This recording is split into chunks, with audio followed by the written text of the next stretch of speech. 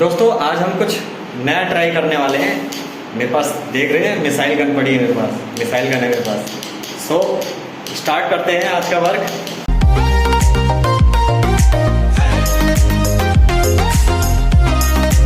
दोस्तों आज मैं आपको एक गन के बारे में बताने वाला हूं, जो कि इस गन से हम बहुत सारे वर्क कर सकते हैं। वॉल पे पेंट करना चाहें तो वॉल पे कर सकते हैं, और किसी मेटल पे करना चाहें या पॉलिश करना चाहें पॉलिश भी इससे हो जाएगा। तो ये मल्टीपर्पज़ गन है और बहुत ही अच्छा गन है। तो बिल्ड स्किल प्रो कंपनी का ये गन है, तो काफ़ी अच्छा ये मुझे लगा। और सबसे बड़ी बात दोस्तों ये है कि बहुत ज़्यादा कॉस्टली नहीं है, बहुत ही कम दाम में ये आपको इजीली अवेलेबल हो जाएगा। ऑनलाइन आप इसको खरीद सकते हैं। और आपको अगर ये चाहिए होगा तो आप डिस्क्रिप्शन में जा सकते हैं, इसका लिंक मैं आपको शेयर कर दूंगा। तो मैं इसके बारे में कुछ चीज़ें आपको बताता हूँ। तो सबसे पहले देखो मैं आपको ये बताता हूँ, ये एक छोटा सा व्हील है, आपको दिख रहा होगा, ये छोटा सा व्हील है। और व्हील पे यहाँ दो डॉट दे रखा है, एक यहाँ स्मॉल डॉट है और इस जगह पे एक मतलब कि थोड़ा सा बड़ा डॉट है।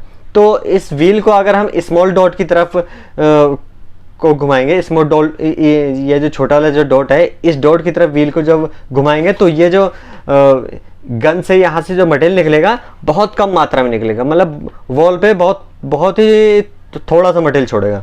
और जैसे ये इस व्हील में ये जो मोटे वाला जो सर्कल है, इस सर्कल की तरह हम जैसे जैसे घुमाते चले जाएंगे वैसे वैसे क्या होगा, यहाँ से मटेरियल वॉल पे ज़्यादा निकलेगा। तो कहने का मतलब ये है, अगर आपको छोटी से छोटी जगह पे भी काम करना है तो ये वहाँ भी हो जाएगा। अगर आपको ऐसा करना है कि वॉल पे जल्दी से जल्दी काम आपका फिनिश हो जाए वॉल पे, तो आप इस गन से आप काम कर सकते हैं, बहुत ही आसानी से काम हो जाएगा। और जैसे कि मैंने बताया, आप ये जो बड़े वाला डॉट है, आप बड़े वाले डॉट की तरफ इस व्हील को घुमा दो तो यहाँ से स्प्रे पेंट ज़्यादा निकलेगा, ठीक है। और इसको ये छोटे डॉट की तरफ इस तरह से इस व्हील को घुमा दो तो यहाँ से पेंट बहुत कम निकलेगा। तो कहने का मतलब, जैसे हम ग्रिल वगैरह पे करते हैं तो उस जगह पे हमें ये छोटे वाले डॉट की ज़रूरत पड़ेगी, मतलब कि इस नोज़ल से पेंट बहुत कम निकले, उस चीज़ की ज़रूरत पड़ेगी। तो कंपनी ने बहुत सोच समझ के ये गन बनाया होगा शायद। तो मुझे तो ये गन बहुत अच्छी लग रही है। और सबसे बड़ी बात ये है कि इसका जो मटेरियल है ना, इसका ये जो प्लास्टिक है, ये प्लास्टिक भी प्लास्टिक की जो फिनिशिंग है काफ़ी अच्छी लगी है। और ये प्लास्टिक भी, ये जो मटेरियल है प्लास्टिक का, ये भी काफ़ी अच्छी क्वालिटी है, ठीक है। मैं 95% मैं कहूँगा कि ये बहुत अच्छी क्वालिटी का ये प्लास्टिक है और ये पूरा मटेरियल भी है। और ये नोज़ल है, अगर आप नोज़ल में ये एक शेप दे रखा है, अगर आप इसको इस शेप में दे दोगे तो वॉल में हॉरिजेंटल शेप में ये मटेरियल छोड़ेगा, ठीक है। और इसको अगर हॉरिजेंटल में कर दोगे तो वॉल पे ये वर्टिकल शेप में मटेरियल छोड़ेगा। तो इसका ये बेनिफिट है। हल्का सा इसको अगर तिरछा कर देंगे तो थोड़ा सा इस टाइप में ये तिरछा मटेरियल छोड़ेगा। तो इसको जैसा करना चाहेंगे इस नोजल को वैसा हो जाएगा, ठीक है। और अब मैं बात करता हूँ, ये जो आपका इसमें छोटा सा एक डब्बा दे रखा है, कितने ml का है मैं आपको बता देता हूँ। ये 800 ml का डब्बा है। हाँ, 800 ml का ये डब्बा है। और अप्रोक्स आप इसमें 850 के आसपास पेंट बड़े ही आराम से डाल सकते हो। और एक चीज़ और ध्यान देना है, ये जो डब्बा है, ये जो कैन है पेंट को डालने का, ठीक है। तो इसमें क्या, आपको बहुत ज़्यादा मोटा पेंट भी नहीं डालना और बहुत ज़्यादा पतला पेंट भी नहीं जाना, ठीक है। अगर बहुत ज़्यादा पतला पेंट आप डालेंगे तो ये सही से वर्क नहीं करेगा, बहुत ज़्यादा मोटा पेंट डालेंगे तब भी ये वर्क सही से नहीं करेगा। एक मीडियम रेंज में पेंट को, कोई सा भी पेंट अगर आप यूज़ करें तो एक मीडियम रेंज में इस डब्बे में पेंट को मतलब कि पेंट को पतला करके एक मीडियम रेंज में इसमें डालना, ठीक है। तो फिर ये बड़े ही आसानी से काम करेगा। और सबसे बड़ी बात, एक चीज़ और बता देता हूँ, ये जो इसका नोज़ल है ना, इसके नोज़ल को देखो, मैं आपको नोज़ल भी खोल के दिखा देता हूँ। ये निकल गया और फिर इसके आगे से ये नोज़ल निकल गया, ठीक है। तो इसमें भी 2 पार्ट हैं, ये भी 2 पार्ट में अलग अलग हो गया। तो इसकी तो ज़्यादा सफाई की ज़रूरत नहीं पड़ती है, सबसे ज़्यादा साफ़ करने की ज़रूरत पड़ती है इसको। ये पीतल का इधर एक छोटा सा नोज़ल दे रखा है, इसको सबसे ज़्यादा साफ़ करने की ज़रूरत पड़ती है। और इसको आप छोटे से पिन की हेल्प से इसे साफ़ कर सकते हैं और पानी की हेल्प से, ठीक है। ज़रूरत पड़े तो आप इसको एनसी थिनर आता है उससे भी साफ़ कर सकते हैं। मैं आपको थोड़ा तरीका बता देता हूँ साफ़ करने का, कि मैंने किस तरीके से साफ़ किया था। इसके साथ ये छोटा सा एक पिन मिला हुआ है, देख सकते हैं ये छोटा सा एक पिन है। तो इस पिन की हेल्प से इसमें पानी डाल के इस तरीके से करके नोज़ल को इस तरीके से करके साफ़ कर सकते हैं, ठीक है। अगर सपोज़ कि आप ये साफ़ नहीं हो रहा तो आप इसको कैसे साफ़ करेंगे, ये चीज़ बहुत भाई लोगों को बहुत ही ज़्यादा प्रॉब्लम दे रही है।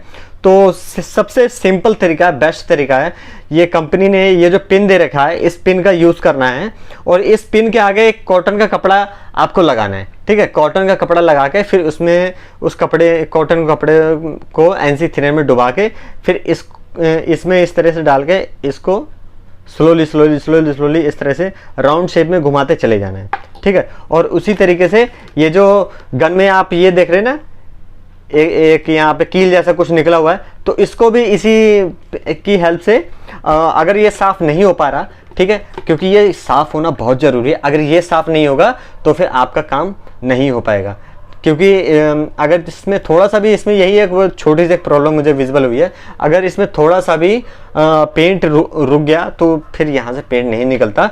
तो इसलिए इस गन की साफ़ सफाई सबसे ज़्यादा ज़रूरी है।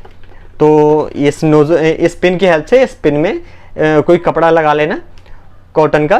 पहले तो इसको पानी से धोने की कोशिश करना, पानी से अगर साफ़ नहीं होता फिर आप एनसी थिनर यूज़ करना, बिकॉज एनसी थिनर क्या होता है, एनसी थिनर प्लास्टिक को जलाता है, धीरे धीरे प्लास्टिक को गला देता है, ठीक है। तो इसमें कोशिश करना कि एनसी थिनर का यूज़ ना हो। अगर बाई चांस अगर साफ़ नहीं होता है तो एनसी थिनर का यूज़ कैसे करना, बहुत ज़्यादा एनसी थिनर ऐसा नहीं करना कि सीधा एनसी थिनर इसमें डाला और साफ़ कर दिया, ऐसा बिल्कुल भी नहीं करना। इस पिन में मैं फिर बार बार बता रहा हूँ कि बहुत सारे भाई लोगों को ये प्रॉब्लम आती है कि नोज़ल को साफ़ कैसे करें, साफ़ नहीं हो पाता। इस पिन में कॉटन कपड़ा लगाना है, फिर उसको एनसी थिनर में डुबाना है, एनसी थिनर में डुबा के इसको इस पिन की हेल्प से इस तरह से राउंड राउंड करके ऐसे जितना भी इसमें जो एक्स्ट्रा जो डस्ट पार्टिकल है, जो पेंट जम गया है, उसको निकाल देना है, ठीक है। निकालने के बाद फिर इसको आराम से इस तरह से फिट कर देना है। ये इस तरह से ये फिट हो गया, ठीक है। अब ये यूज़ करने के लिए रेडी हो जाएगा दोबारा से, ठीक है। अब मैं आपको बताता हूँ इसको निकालना कैसे। देखो इसको ऊपर एक पिन दे रखा है, पिन को इस फिंगर की हेल्प से इस तरह से ऊपर की तरफ है, इसको नीचे की तरफ प्रेस करना है, नीचे की तरफ प्रेस करके इसको ऐसे घुमाना है और ऐसे निकाल देना है। ये मोटर है, कभी भी दोस्तों अगर आप अपनी गन साफ़ करना है तो मोटर को अलग कर देना है। ये मोटर है, ठीक है, इस मोटर को अलग कर दिए। अब आप इसको अच्छे से पानी में धो सकते हो, ठीक है, कोई भी प्रॉब्लम नहीं आएगी। और दोस्तों इसमें क्या है, ये पाइप दे रखा है, इसमें पेंट पड़ता है और पेंट के ऊपर या गन का ये पार्ट इस डब्बे के ऊपर इस तरीके से फिट रहता है। तो इसमें एक पाइप दे रखा है। तो आपको सबसे ज़्यादा ध्यान देने वाली बात यह है कि अगर आप वॉल पे इस तरह से काम कर रहे हैं, इस तरह से वॉल पे स्प्रे कर रहे हैं, तो आपको इस पाइप को क्या करना है, इस पाइप को कर लेना है पीछे की तरफ इस तरीके से। ये आपको दिखा देता हूँ, इस तरीके से अगर वॉल पे इस तरीके से काम कर रहे हैं तो ये पाइप पीछे की तरफ है। पाइप पीछे की तरफ क्यों है कि जब ये डब्बा इस तरीके से होगा तो क्या होगा, इसमें सारा पेंट यहाँ पे इकट्ठा हो जाएगा। तो ये जब ये पाइप इस कॉर्नर में रहेगा तो इस कॉर्नर में जो भी पेंट होगा वो सारा स्प्रे के जरिए बाहर हो जाएगा, ठीक है। यही अगर पहले मैं पाइप को घुमा देता हूँ फिर बताता हूँ। यही अगर आप वॉल पे नीचे की तरफ इस तरीके से पेंट करेंगे, वॉल पे अगर इस तरीके से इस तरह से स्प्रे करेंगे तो आपको क्या करना होगा, इस पाइप को आगे करना होगा। आप देख ही रहे, मैंने आपको आगे करके बताया, इस तरह से आगे कर लेंगे, इस तरह से वॉल पे स्प्रे करते टाइम। तो इस चीज़ का बहुत ज़्यादा ध्यान देना, जो चीज़ें मैं आपको बता रहा हूँ। और मोटर को इसके साथ फिट कैसे करना है, तो इसको ये इसमें एक छोटी सी कटिंग दे रखा है, ये छोटी सी एक कटिंग दे रखा है और इसमें यहाँ पे एक कटिंग दे रखा है। तो ये जो इसमें कटिंग दे रखा है, इसको इसके कटिंग के साथ रखना है, ये कटिंग शेप के साथ रखना और ऐसा घुमा देना, एक कट से एक आवाज़ आई ना, तो ये मशीन अब फिट हो गई है। इसको अब आराम से यूज़ कर सकते हो। और देखो एक इसका सबसे अच्छा बेनिफिट और बताता हूँ। ये क्या, देखो इस गन को मैंने ऐसे रखा, ठीक है। अब इसको स्पेशल कहीं हैंग करने के लिए, कहीं संभाल के रखने की ज़रूरत नहीं पड़ेगी। अगर आपके डब्बे में पेंट है, आप तो जो कंप्रेसर वाला गन होता है, तो अगर उसमें पेंट कोई अगर मटेरियल होता है तो उसको हमें संभाल के किसी वॉल के साथ में या किसी चीज़ के साथ में टिका के रखना पड़ता है। इसमें ऐसा कुछ नहीं है। इसको आप नॉर्मली किसी भी बस फर्श थोड़ा सा इक्वल हो, आप जिस भी बेस पे रखें वो थोड़ा सा इक्वल हो, तो वहाँ पे आप इसको आराम से ऐसा रख देंगे, ये आ जाएगा। और इसमें एक वायर है, बस इसमें एक प्रॉब्लम और है, सिर्फ छोटी सी, इसको प्रॉब्लम नहीं कहेंगे, या ऑल ओवर कंपनी में हर जगह ऐसा ही मिलता है। तो वायर ना ये थोड़ी छोटी है, इसकी ये जो वायर है ये थोड़ी सी छोटी है। अभी क्या मैं आपको सॉल्यूशन बताता हूँ। आपको एक एक्सटेंशन बोर्ड बनवाना पड़ेगा, ठीक है।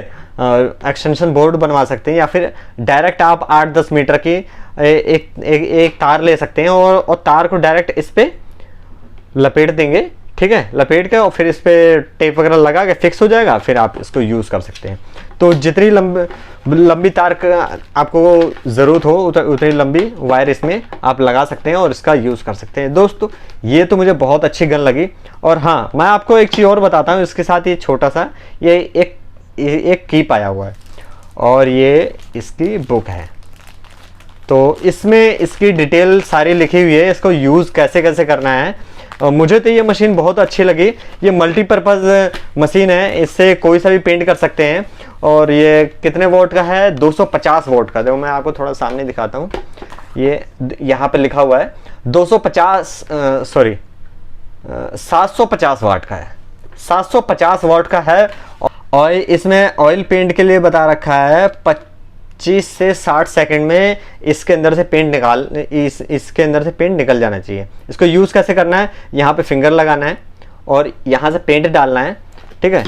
और ये जो डब्बा है ना, थोड़ा सा एक बार डब्बा भी निकाल के दिखा देता हूँ, अच्छे से समझ में आना चाहिए आप सभी को, थोड़ा सा इसलिए एक्सप्लेन कर देता हूँ।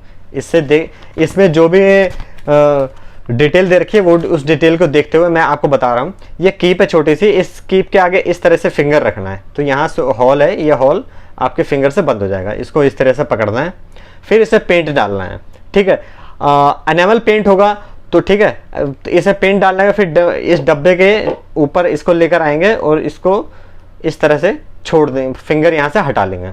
तो 25 से 60 सेकंड के बीच में सारा पेंट डब्बे में चला जाना चाहिए। अगर चला गया तो समझ लो कि ये पेंट बहुत ही बढ़िया बना हुआ है, आप स्प्रे कर सकते हो, ठीक है। और उसी तरीके से देखो ऑयल प्राइमर का क्या है, ऑयल प्राइमर 30 से 60 सेकंड में इससे निकल जाना चाहिए। और इसमें थिनर के लिए मना कर रखा है, थिनर यूज़ नहीं करना। थिनर यूज़ करेंगे तो उसका प्लास्टिक डैमेज हो जाता है, तो थिनर का यूज़ इसमें कोशिश करना ना हो। और वार्निश, अगर आप वार्निश लगा रहे हैं तो वार्निश 20 से 60 सेकंड में इससे निकलना चाहिए। लेकर सैंडिंग पॉलिश, सैंडिंग सीलर 25 से 35 सेकंड में निकल जाना चाहिए इससे। और लेकर का दे रखा 25 से 35 सेकंड में निकलना चाहिए। और ऑटोमोटिव फिनिशेस 20 से 40 सेकंड में। और लेटेक्स 45 से 90 सेकंड में। इससे मतलब निकल जाना चाहिए इससे पेंट यहाँ से जो मैंने आपको टाइम बताया उतने टाइम में निकल जाना चाहिए। तो ये दोस्तों मुझे बहुत ही अच्छी गन लगी, और मैंने अपनी साइड पे इसको यूज़ करके देखा है, और आप इसकी वीडियो इसमें आगे देख सकते हैं। और हाँ दोस्तों, अगर आप मेरे चैनल पर फर्स्ट टाइम आए हो तो मेरे इस चैनल को फटाफट जाके आप सब्सक्राइब कर लीजिए, और साथ में छोटा सा बेल आइकन होगा उसे ज़रूर प्रेस करिए। डॉट को जूम करना थोड़ा सा, अगर इस डॉट को हम आगे की तरफ को घुमा देते हैं तो पेंट एकदम छोटा, मतलब बहुत बारीक छोड़ेगा आगे, मतलब वॉल पे डॉट की तरह पेंट छोड़ेगा। जितना हम इसको इधर इस तरफ को घुमाएंगे तो पेंट की जो चौड़ाई है जो यहाँ से निकलेगा उसकी चौड़ाई ज़्यादा निकलेगी। तो हमें पेंट की चौड़ाई ज़्यादा चाहिए, तो हम बैक साइड को घुमा के इस रोलर को